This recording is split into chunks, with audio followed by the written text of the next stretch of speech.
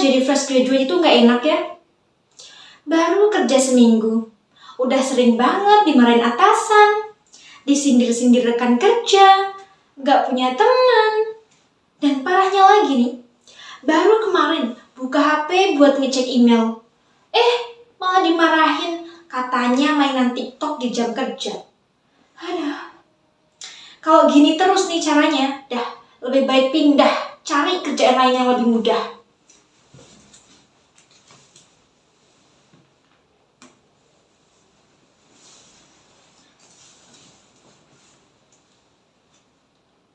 Halo, tahukah kamu bahwa generasi muda saat ini sedang mendominasi dunia kerja?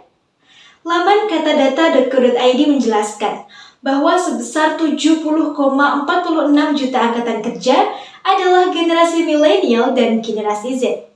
Sungguh angka yang sangat besar, karena lebih dari 50% angkatan kerja di Indonesia diisi oleh generasi muda. Tentunya menjadi kabar yang sangat menggembirakan bagi kemajuan sebuah bangsa. Namun, di balik kabar menggembirakan tersebut, tahukah kamu bahwa generasi muda memiliki citra yang kurang baik di dunia kerja? Apalagi kalau bukan julukan kutu loncat.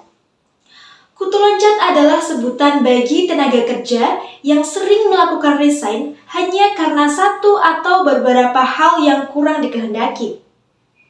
Yova Belt, seorang Human Resources Development menjelaskan bahwa fenomena kutu loncat kerap kali dilakukan oleh generasi milenial dan generasi Z. Berdasarkan penelitian yang dilakukan oleh William, 3 dari 10 generasi milenial berencana untuk bertahan di perusahaan hanya dalam waktu 2-3 tahun. Dan 1 dari 10 generasi milenial berencana untuk bertahan di perusahaan dalam waktu 10 tahun. Sejalan dengan penelitian tersebut, Jobstreet Indonesia turut melakukan sebuah survei terhadap 16.000 generasi milenial. Dan hasilnya, 66% diantaranya mengaku sudah pernah berganti pekerjaan hanya dalam waktu kurang dari 2 tahun. Kebiasaan melakukan kutu loncat tentu saja memberikan dampak negatif dan juga kerugian bagi perusahaan. Bagaimana tidak? Perusahaan sudah berinvestasi untuk melakukan perekrutan dan juga pemeliharaan karyawan.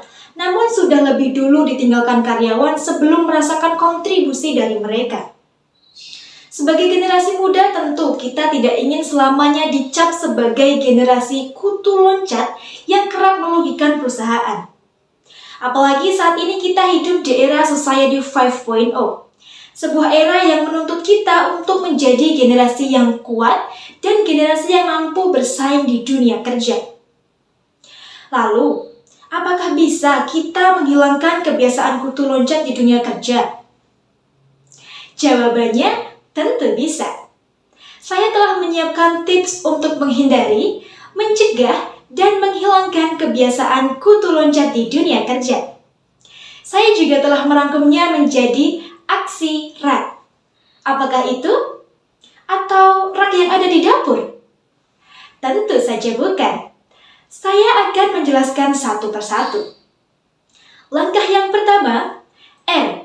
Riset. Lakukan riset terhadap pekerjaan yang ingin kamu masuki.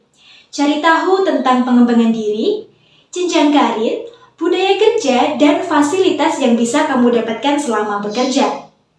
Langkah yang kedua, A. Adaptasi. Cari tahu tentang kebiasaan, gaya kerja, target, dan peraturan yang ada.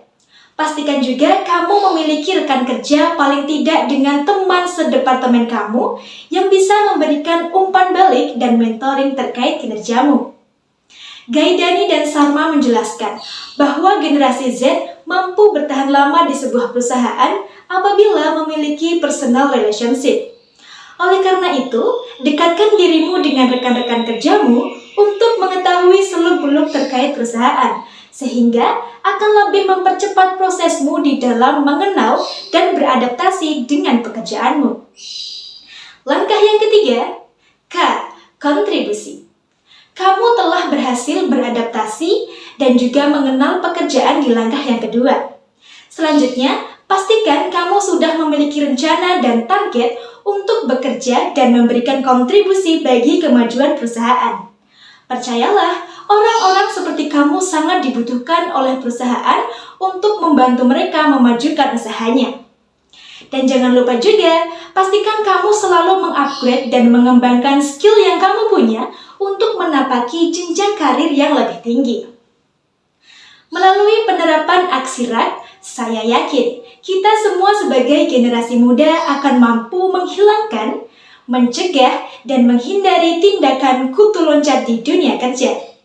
Tak hanya itu, melalui penerapan aksi RAK, kita juga telah berkontribusi di dalam memperbaiki citra generasi muda di dunia kerja. Oleh karena itu, melalui video ini, saya bermaksud untuk mengajak teman-teman semua membiasakan diri untuk melakukan riset, adaptasi, dan kontribusi di dunia kerja, sehingga kita mampu membuktikan bahwa generasi muda adalah generasi yang berkualitas. Saya Hedi Stianingsih, partisipan dari Universitas Negeri Yogyakarta. Sekian, terima kasih.